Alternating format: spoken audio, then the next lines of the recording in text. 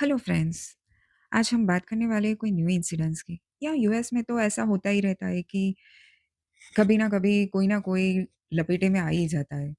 तो यहाँ पे 2 इंडियन ज्वेलरी स्टोर है जो 1 महीना पहले लपेटे में आए थे। वो है एक तिलक ज्वेलर्स और दूसरा है साइमा ज्वेलर्स। अभी एक और इंडियन स्टोर है, ज्वेलरी स्टोर जो लपेटे में आया हुआ है। वो है Malani jewellers.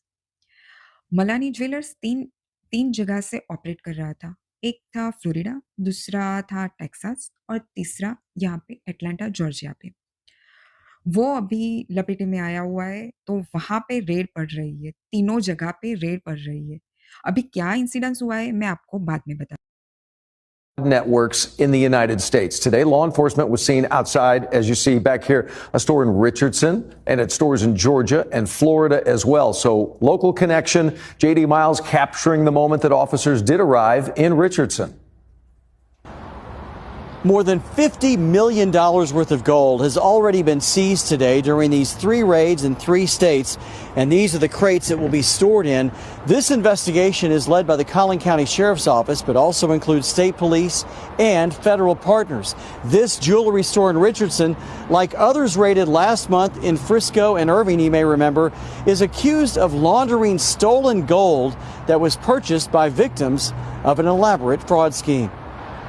Milani Jewelers on Central Expressway became the 3rd North Texas jewelry store to be raided this year by a joint law enforcement operation. A tactical team of 20 SWAT officers disarmed the security guard and detained 13 employees before seizing gold bars, coins, and jewelry inside the store.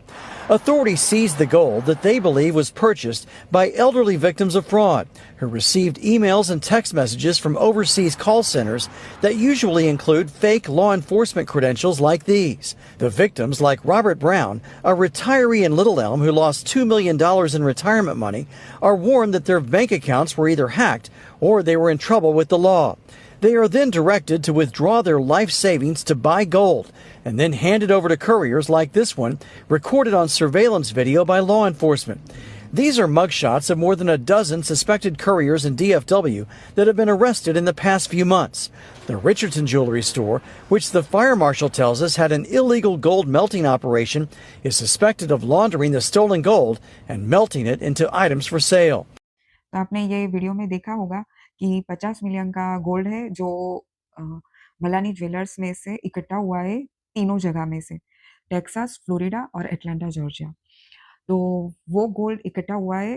वो gold कैसे लूटते थे, मैं आपको बताती हूँ कि वो लोग एल्डर लोगों को एक टारगेट करते थे और वो एल्डर लोगों को कॉल करके डराते थे, धमकाते थे और बाद में उनको ये कहते थे कि हमें पैसा दे दो या फिर गोल्ड दे दो।